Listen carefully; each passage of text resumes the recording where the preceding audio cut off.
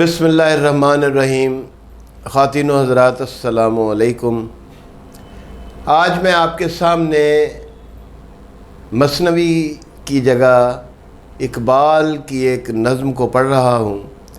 مثنوی کے اسباق کے دوران نیچے کومنٹس میں بہت سارے حضرات نے بار بار درخواست کی کہ مثنوی مولوی مانوی کے ایک مرید ہندی ہیں جو ہمارے اقبال ہیں، تو ان کو بھی پڑھا جائے اور ان کی بھی اپنی پسند کی چیزیں آپ ان کی پڑھ کے سنائیں۔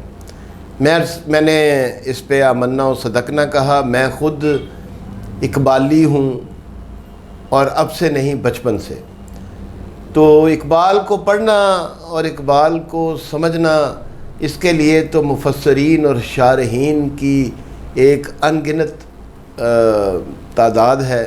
آپ جو اقبال کے جو دقیق مسائل ہیں ان کو سمجھنے کے لیے تو آپ کو اقبال اکیڈمی سے رابطہ کرنا پڑے گا، اور جو اس کے عشقیہ مسائل ہیں اس کے لیے ہم جیسے اقبال پرستوں سے رابطہ کرنا پڑے گا۔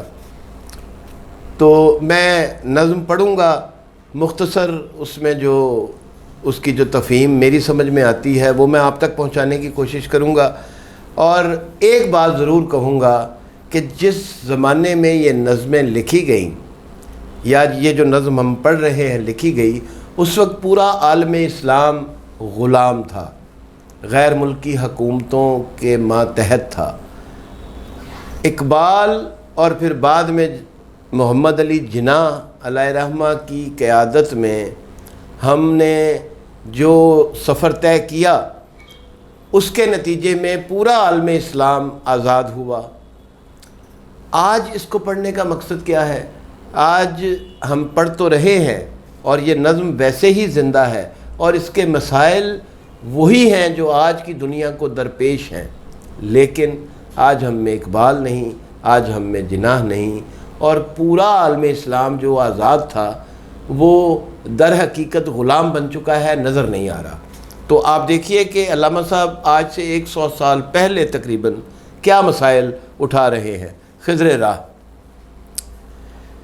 ساحل دریا پہ میں ایک رات تھا محو نظر، گوشائے دل میں چھپائے ایک جہان اضطراب۔ ساحل دریا، دریا کا ساحل، ساحل سے سمندر یاد آتا ہے، لیکن فارسی میں دریا سمندر کے لیے بھی استعمال ہوتا ہے اور دریا کے لیے بھی۔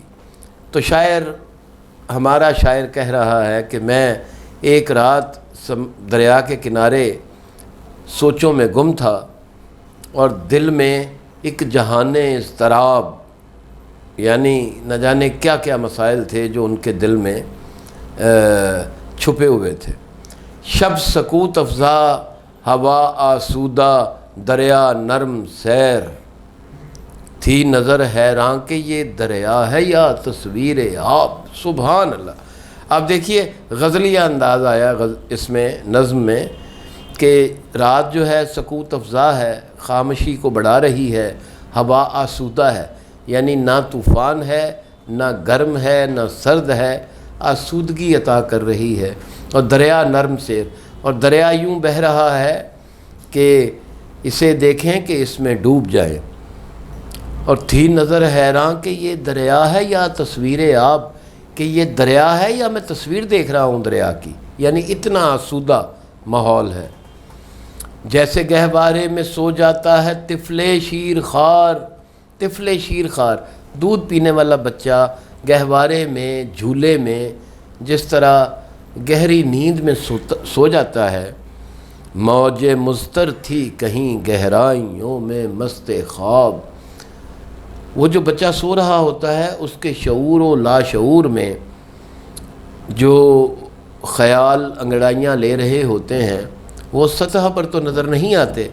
اسی طرح موج مضطر تھی کہیں جو اضطراب تھا وہ کہیں گہرائیوں میں مست خواب تھا، اور رات کے افسوں سے تائے راشیانوں میں اسیر، انجمیں کم ذو گرفتار طلسم ماہتاب۔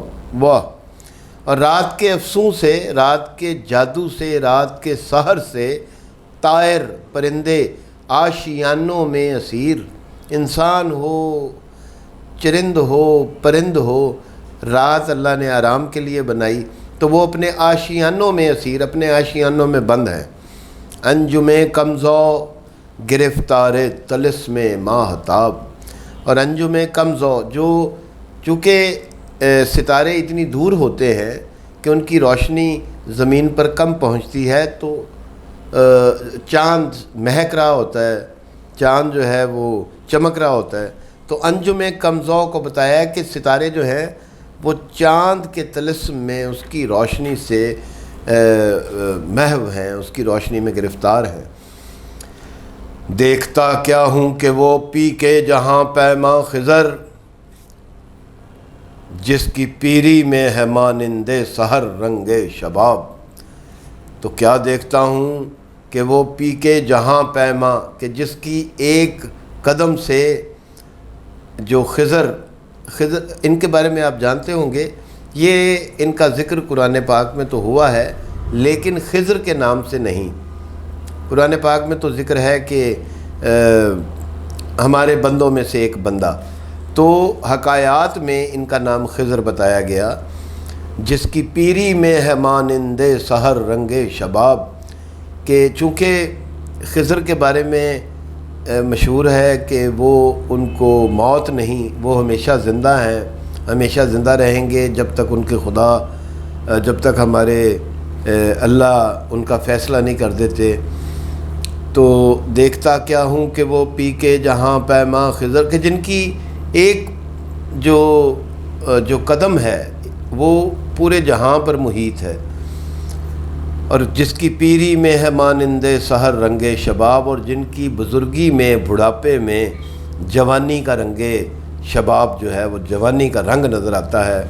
کہہ رہا ہے مجھ سے اے جویائے اسرار ازل، وہ مجھ سے کہتا ہے کہ اے ہمیشگی کے راز کی جستجو کرنے والے، اے ازل اور ابد کے اسرار کی جستجو کرنے والے، سن چشم دل واہ ہو تو ہے تقدیر عالم بے حجاب، کہ دل کی آنکھوں سے دیکھو تو تمہیں دنیا کی تقدیر کی سمجھ آ جائے، پھر دنیا جو ہے وہ اس کی تقدیر تمہارے سامنے بے پردہ ہو جائے، بے حجاب ہو جائے۔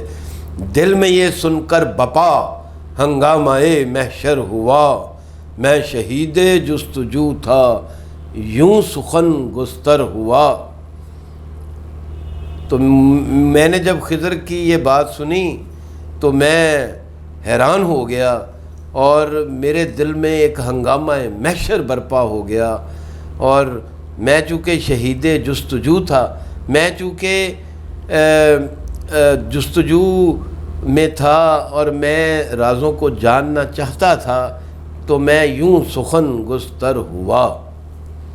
تو میں اس طرح میں نے ان سے سوال کا آغاز کیا۔ کیا آغاز کیا یہ آپ کو انشاءاللہ اگلے نشست میں بتاتے ہیں۔ شکریہ۔